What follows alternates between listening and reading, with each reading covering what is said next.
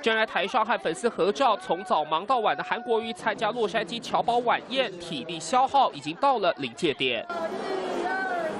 可能是因为鼻塞影响，只能用嘴巴呼吸。韩国瑜当场叹了好大一口气，过程中甚至连眼睛都快要闭起来了，实在难掩疲倦感，而把时间倒回同一天的下午。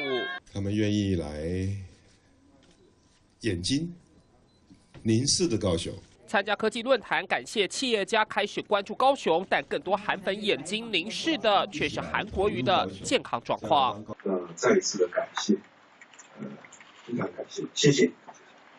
才刚结束致辞，韩国瑜就忍不住咳了2次，接着顺手拿出手帕擦了擦鼻子后，又不停眨眼，再伸手揉揉鼻子，看起来似乎很不舒服。韩国瑜当下回头用动作示意要水喝。整场记者会，韩国瑜眼睛快眯成一条线，但依旧努力打起精神。在里头已经参加了科技座谈会，已经陆陆续续的出来，里面都做得非常的满哦。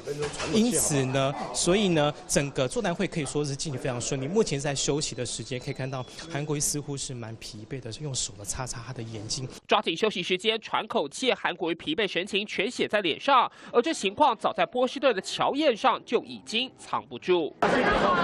当时侨胞排排站就要合照时，韩国瑜举起双手揉眼睛，眼睛更是不断眨啊眨，就连和夫人一同敬酒时，疲态全都露，一样揉眼睛、揉鼻子，这动作出现好几次。你看小李飞刀李寻欢身体很差，武功很高强。